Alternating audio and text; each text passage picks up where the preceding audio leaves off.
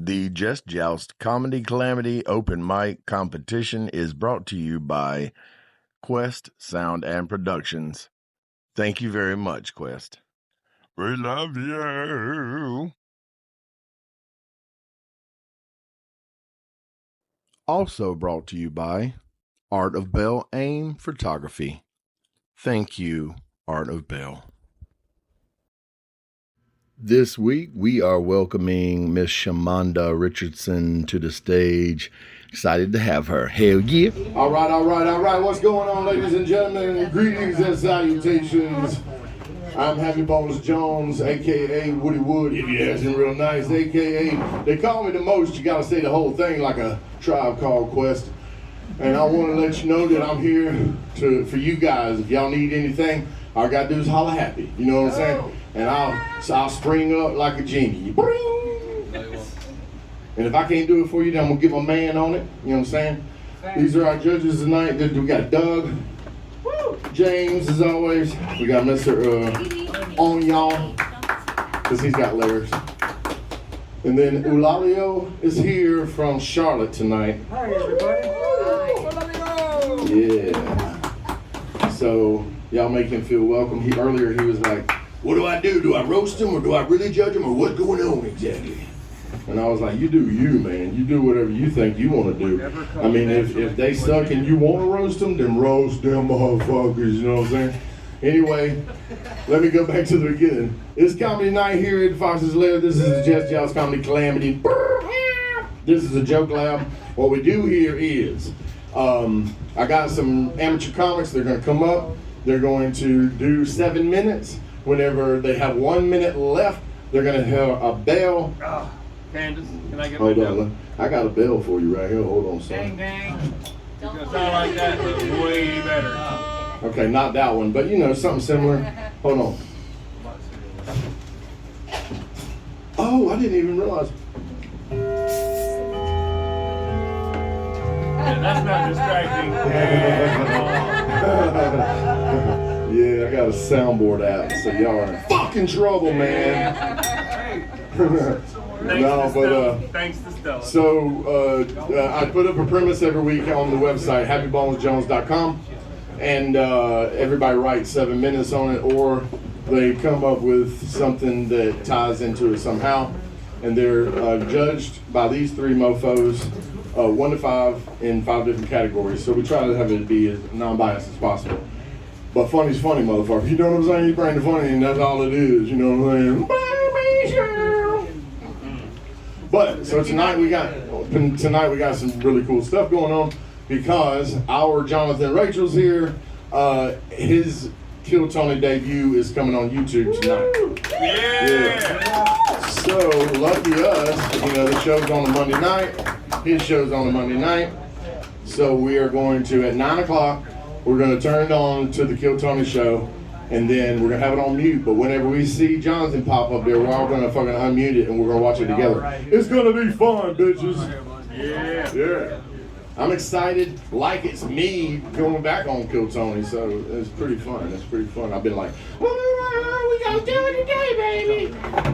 That's how I walk around all day long. For real. No lie. I'd heard that, I gotta tell y'all of the other shit too. So last week we had Tara come through, and she, bless her heart, you know, she got a little out of hand with the Goldschlager or what the fuck ever kind of antifreeze she was drinking, and she went wild on us. And she was like heckling, talking in between bits and all that stuff. Finally, we had to eject that bitch, right? So. Please be quiet, because I do have an invisible purple gorilla that will come and take you out of this motherfucker. They do. And that's a crazy thing. Like, people think I'm lying, but you'll be like going out the door. Like, I'm trying not to go out the door, but the gorilla's taking you there, man. He's invisible and purple at the same time. But yesterday I was watching some shit, and I always watch documentaries and shit, you know what I'm saying? And I had heard on one that the human baby evolved to look more like the dad at birth, so that the dad just didn't kill that motherfucker, you know? He used to just grab the baby by the leg and be like, bim, boom, bam, you ain't my fam. Then he'd look at his wife and be like, clean that up and make me a sandwich, you know? The cops didn't come, the neighbors ain't come over and be like, what the fuck happened to that baby and shit, you know? It was fucked up back then. But fast forward to 2025, I was in Tallahassee, Florida. I was at the Walmart in line, and there was a guy, two people ahead of me, and he was wearing a cloth diaper, an oversized baby shirt, a bonnet, a binky in his mouth. He was talking like a baby. I watched him walk up, and I was like, that's some crazy shit right there. And then, whenever I got up to the register, she goes, that's a grown-ass man that identifies as a baby. Can you believe that? And I looked her dead in the fluoride stare of her eyes, and I said, don't trip, bitch. I identify as a kitty cat, specifically a Maine Coon. I like to walk by you real slow so put my booty hole in your face because it's a motherfucking gift. And then I just walked off. She was confused as fuck. I thought I was gonna co-sign with her. That was the bullshit.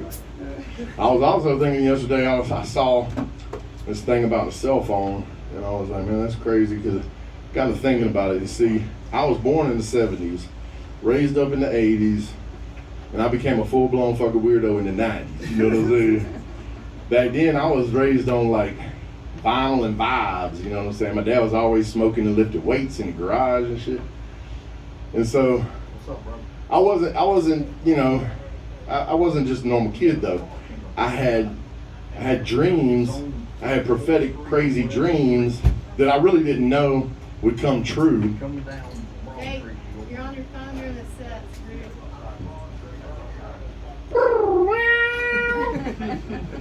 Yeah. I'm the bouncer. She sawed off. You can't get mad. Yeah. Sawed off. She sawed off. Oh, She sawed off. Damn, where the fuck was I? Oh yeah, cell phones. Yeah. So basically, I had woke up one day, I was like 4 or 5. I told my mom, I said, one day TV's gonna be flat like picture frames. And she said, boy, go eat some paint chips and get the fuck out of my face. I was like, when's dinner, bitch? And then I told my dad, I said I had a dream about headphones that didn't have any wires hooked to them. And he looked up at me holding his Princess Leia headphones, you know what I'm saying? And he was like, wow, that's cool, man. And that's actually 80s dad speak for, I'm high as fuck, but I support you. So then later on, the craziest dream I had, I told my parents, I said, one day, people gonna be walking around with little bitty TVs in their hands. They ain't never gonna look up again. That's right. I predicted TikTok during my nappy time, y'all. They told me I was crazy. My mom was like, that sounded like the apocalypse. Nowadays, people dying for likes. You know what I'm saying? I mean, it used to be, I die for mine, you know. Nowadays is, I bet you if I do a one-arm handstand on top of that cell phone tower while I hold a selfie stick, I go viral. No, bitch, you gonna die. You know? And so, it went a long time for me to think about how society is these days, you know, with the phones and everything. It's like kids, I heard they got 8-second attention spans now. That's less than a goldfish. At least that's what they said on the news. I don't know if I believe them, but 8 seconds. I don't know if a goldfish would have a fucking attention span for 8 seconds. But I used to talk to people. Now I talk to Siri. I'd be like yelling at her like she's a badass kid. Like the other day I said, text Raven. Hey Dave, on the way home, gotta stop for gas, can't wait to see you. Siri goes, sending text message saying, on the way home, babe, got a cop on my ass, run hot the weed, boo. I was like, what the fuck? The worst time was I was delivering a puppy to a client of mine one time in Arkansas somewhere, and I texted her, I said, Siri, send a message to the customer. I said, I'm an hour away, I'll let you know when I'm 15 minutes from arriving. Siri goes, sending text message saying, I'm an hour away. You will now be my 15th human unaliving. Now, I'm banned from 4 states, and poor Peggy's behind her couch with a can of pepper spray while I'm at her door with her schnauzer trying to explain how talk to text be fucking up sometimes. It's messed up. But the worst thing that early cell phone technology did to me was I hit, early GPS, I hit scenic route, right? And I was thinking waterfalls and butterflies. This jank took me straight into a sundown town. And see, the thing is, I know what y'all thinking. I'm white, right? But I ain't sundown town white. There's different levels to white. Let me break it down for you. Shut up, Billy. There's Masters Golf Tournament white, and they sell $900 chicken sandwiches that somehow taste like old-timey racism. I'm not even sure how that works. It's crazy to me. And then you got sundown town whites, and they just got hate all up in their heart. You know what I'm saying? Just hateful. Like, I pulled up to this diner thinking I'll get breakfast and I'll be out of this motherfucker. Well, I'm blasting James Brown and Bootsy Collins, and I see Bubba outside the diner start to dance awkwardly to the beat. Of course, he's bouncing on the 1 and 3. And then he realizes what he's doing, and he goes, boy, turn that off. You trying to get shot around here. And I was like, what the fuck? Is he talking to me? And he said, turn that jungle noise off. And I was like, what the fuck is happening right now? This is real life. And so whenever Bubba said that, I skipped on those pancakes and got the hell out of that town. And now I only take routes past Starbucks and Whole Foods and a heavy police presence, I trust the police more than I do Bubba, because at least the police write shit down. Bubba's like, we don't need letters around here, boy. Scary. I did that joke for some white people in York, South Carolina. They had about the same reaction y'all just did. And I was like, maybe it's the wrong crowd, I don't know. Yeah, but what was I saying? Oh yeah, yeah. And so nowadays, I don't think that the fucking world is for the big and the strongest. I think the world is for the grandbaby child prophets, you know what I'm saying? With dreams and paint chips in their mouth and love in their heart, you know what I'm saying? Because I am that little boy, and I do have love in my heart for all the people around the world and throughout the universe, you know what I'm saying? Except Bubba. Fuck Bubba. Y'all help me out and give me a fuck you, Bubba, on 3. 1, 2, 3. Fuck you, Bubba! That's right. Hell yeah. That's what I'm talking about. That's exactly what the fuck I'm talking about. Yeah. Oh, so the bit where I was a man coon, that would have been my second minute for Kill Tony if I'd went up. So I had both the bits, but I went with the Joe Rogan bit. And so I did that in honor for my man Jonathan Rachels. He's gonna be on that motherfucker tonight. Now what would be fucked up is, see, I've been joking for weeks now after meeting this motherfucker and him telling me that he's on Kill Tony, that it wasn't true. That he did not go, he did not get caught up. He is living in some type of fantasy world or something. He might be delusional. He's young enough to really go that route, because society nowadays, who knows, you know what I'm saying? No offense to his mama who's sitting at the end of the table right there. But yeah, so it'd be messed up. Now, I ain't trying to jinx it. It'd be messed up if all y'all hated it, okay? So we're going to try to be nice to Jonathan. But I think it's going to be really, really good because he kind of mimics giving head at one point. It's the whole thing. So.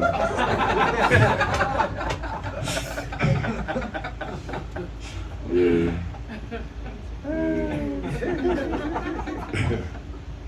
Yeah.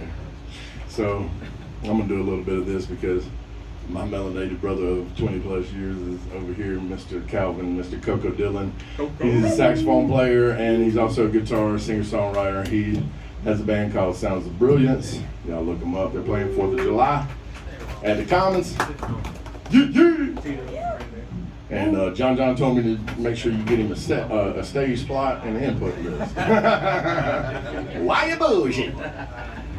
So I know that fucking Jonathan's mom will, the older folks is what I'm trying to say. Around my age, they'll understand this. Like back in the day, we used to watch like the talk shows of Geraldo and Jerry Springer and fucking Ricky Lake and all that shit. And there was a moment where there was a moment where they were inviting like hardcore race, like Ku Klux Klan people. I never can say that right. And like they just gonna bring Peach Cobbler to the set and be like, oh yeah, it's gonna be a nice cordial conversation on the couch. It's gonna be great. And then they give these ignorant ass motherfuckers a fucking microphone. Yeah. And one of them, fucking Geraldo gets a chair thrown at him on the air and his nose gets broke to the side of his face, like literally all the way over the side of his face. I was like, Geraldo's a badass. I was like 10, I don't know, I can't remember. But there was this one guy on there, and he was so white, he looked like his whole bloodline was baptized in mayonnaise, I swear. This motherfucker stood up and declared, like, I don't know, he's some kind of redneck scientist. He said, if you got one drop of black blood in you, you black. And I got to thinking, damn, I remember a couple of weeks ago, I had an accident and had to have some blood transfused, and Red Cross was like, your donor is African American. And I was like, damn, my redneck science, your boy just leveled up. I'm telling you, it is crazy, man. I've been noticing some crazy differences since that shit happened. Like, I can dance like a motherfucker now. I got rhythm. No lie. But I did notice there's some like trade-offs too. Like, I can't swim no more. Yeah. But I walk cool in the motherfucker now. It's like I got this lean, like my ankles are trying to make a wrong turn or something. You know, it's pretty good. But my credit score went down 200 points. I season the shit out of my food now. You know what I'm saying? So that's good. I mean, I used to just sprinkle that shit. Now I anoint that motherfucking shit. You know, I'll make sure there's a crust of salt on that motherfucker. Yeah. But every time I hear fucking police sirens, I put my hands out involuntary like this. I be thinking my ride's on the way. I got pulled over the other day for no damn reason. I wasn't doing anything wrong. I made sure my blinkers was working and everything. I was doing this, well, I was doing a couple of miles over speed limit, but still within the reasonable amount, you know what I'm saying? I was going downhill. And he looked at me and he's like, I'm gonna have to write you a citation. I was like, man, I just became black. I'm still getting used to this shit, man. Give me a minute. Give me a ticket right off the bat. My mama called me up with her peekaboo racist ass, and she was like, you still my baby though. And I was like, hell yeah, you right. But now I gotta call you Big Mama. And all of a sudden I heard nothing but a ringtone. I figured she probably hung up because she thought I was gonna ask for money I was never gonna pay back next. You know what I mean? I wasn't gonna pay it back either. Bitch owed me. Doing something different here tonight. You guys like bucket pools? Well, here's the third one, right down the barrel. Ladies and gentlemen, this is 60 seconds uninterrupted from Jonathan Rachels. Jonathan Rachels.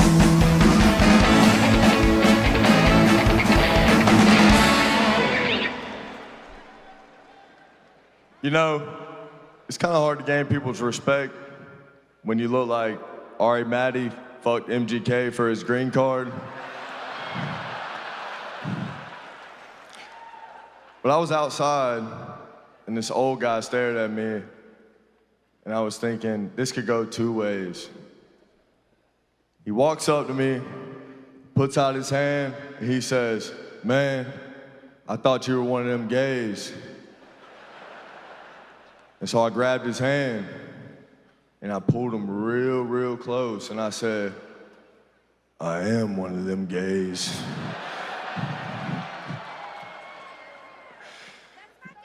Everybody thinks code switching is cool until you get around a group of gay people, and then it's not so cool anymore. And that's my time. Thank you guys. Fuck yeah, Jonathan Rachels. Welcome to the show, Jonathan. Hell Thank you, yeah. Tony. I love it. Fuck yeah. I forgot everything they told me to do backstage, so my bad. I don't even know what that means. Okay, thank you. You mean like stay in one spot for the interview? What are they telling you? I forgot I said that. Right, but can you remember now? Is there any recollection? What are we telling people before they come on stage? What do we tell them? This is your show. You're supposed to know that. No, I'm not supposed to know that. You're supposed to know that, you fucking hillbilly, fucking methed up fucking piece of shit. I'm telling you, these goddamn bucket pulls are coming up with a fucking attitude tonight, and you better kiss the fucking throne. Bend the knee to your king. Fucking pieces of goddamn shit. You're supposed to know what the bucket pulls have to do. You're supposed to be a bucket pull, you piece of fucking shit. I'm gonna send you and BC to go do fucking shitty karaoke on Broadway tonight. I sing a mean, I write sins, not tragedies. All right, let's have some fun here. What do you do for work? What head shop do you sell skateboards at exactly? Hot Topic. Do you really? No, For real? No, I do HVAC, yes, sir. Okay. Hell yeah. HVAC, that makes sense. Cause you suck. No, I'm kidding. How long you been doing stand-up? This is my first time ever doing stand-up comedy. Jesus Christ, 2 people debuting in an arena only on Kill Tony. This show's crazy. You look like the lead singer of Coldplay quit the band and got a job at Starbucks. That's a I compliment. like Dunkin' Donuts better Yeah. Why do you look like that? because I do HVAC. No, okay, but seriously. I'm a black sheep. That's pretty much why, yeah. A black sheep. My whole family dresses like you, so Okay. What the fuck does that I'm mean? at home right now. Okay. Wait, gay for real? Nah, absolutely not. But I can be. Don't say it definitive.